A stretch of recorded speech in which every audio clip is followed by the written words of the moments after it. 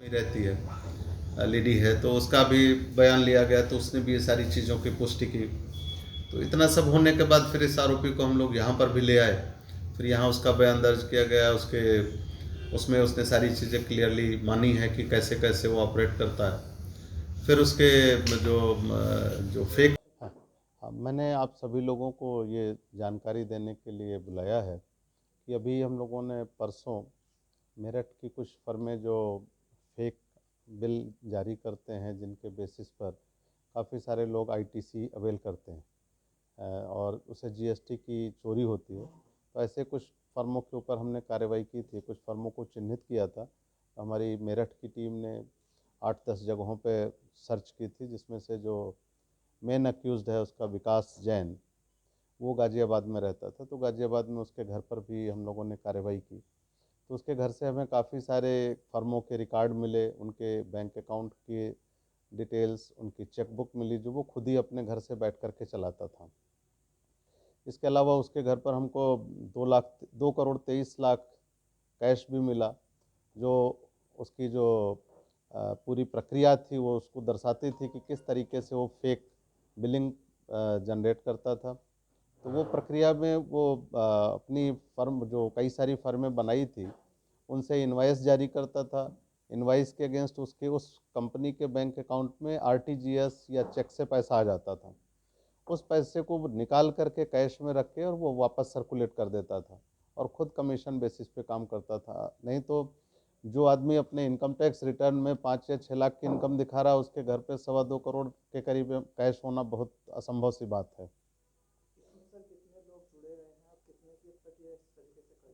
अभी तक जो हम लोगों ने मुख्य जानकारी ली है, उसमें काफ़ी सारे लोग जुड़े हैं, लेकिन जो मेन करता धरता यही है। उसने लोगों के पैन ले लिए, उनके जो आधार कार्ड की आइडेंटिफिकेशन ले लिए, उनके ईमेल्स ले लिए, बैंक अकाउंट उनके नाम पे खुलवा दिए और ऑपरेट वो खुद ही करता था। जो उसके घर में जो बैंक अकाउंट्स के डिटेल हुई, ये सारी चीज़ें यही शो करती थी कि मुख्य करता धरता वही था।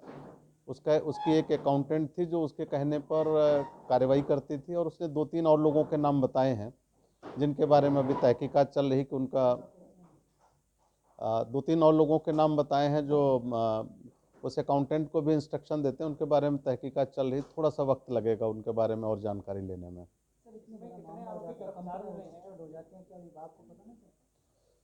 नहीं, जो विभाग में जीएसटी में रजिस्ट्रेशन की प्रक्रिया है, उसके लिए जो भी आदमी रजिस्ट्रेशन करना चाहता है वो अपनी प्रीमाइसेस डिक्लेयर करता है। प्रीमाइसेस किराए की भी हो सकती है, तो किरायानामा या इस तरीके के जो भी सपोर्टिंग डॉक्यूमेंट है, एड्रेस वेरिफिकेशन के लिए अपना आधार कार्ड दे देता। तो विभाग इन कागज़ों के बेसिस पर ही रजिस्ट्रेशन कर देता है और उनका वेरिफिकेशन तत्काल उस समय नहीं होता। ये जो पोस्ट वेरिफिकेशन की एक्टिविटी है वो भी धीरे धीरे करके होती है। तो जब पोस्ट वेरिफिकेशन में जो फर्में नहीं पाई जाती, उनका रजिस्ट्रेशन कैंसिल हो जाता है।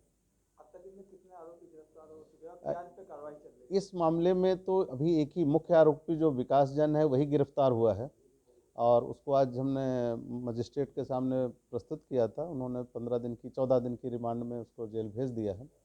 अभी इसने जिन जिन लोगों को बिल काटे हुए हैं, जिन्होंने उस पर आईटीसी लिया है, अब उनके खिलाफ कार्रवाई होगी ताकि उसमें से हम उनसे जो पैसा है वो रिकवर कर सकें। ऐसे ही एक आरोपी से अभी तक हम लोगों ने 2 करोड़ जमा भी करा लिए हैं। जो आईटीसी की बात करें, जितने इन्होंने बिल रेज किए वो करीब 42 करोड़ के आसपास आता, 42 करोड़ 40 लाख के आसपास, जो इन्होंने काफ़ी सारे रिसिपिएंट्स को, जो यूपी के भी हैं, दिल्ली के भी होंगे और कुछ एमपी के हैं, उन सबको बिल जारी किए हैं। कोई विभागीय अधिकारी इसमें शामिल है? नहीं, इसमें विभागीय अधिकारी की कोई उसके शामिल होने की कोई ऐसी पुष्टि नहीं हो रही है, और ऐसा भी कोई संदेह भी नहीं कि कोई विभागीय अधिकारी इसमें शामिल है। तो एक उसी समय हमें मिल गए साथ में, क्योंकि हमने उनको प्लान कर रखा था। तो उनको जब ये सारी चीज़ें बताई, मैं करीब मेरे ख्याल में 15 दिन से जुटे हुए थे, और मुझसे इस बारे में चर्चा करीब 7-8 दिन पहले हुई थी कि इन्होंने, तो जब इसके घर से ही हमें ये सारी चीज़ें बरामद हो गई, जिसमें बहुत सारी कंपनियों के रिकॉर्ड हैं, बिल्स हैं, तो वो हमने वहाँ से वो रिज्यूम कर लिए। साथ से फर्म चल रही, लेकिन उस आदमी को 2000 4000 रुपये 8000 रुपये इस तरीके से मिल रहे हैं।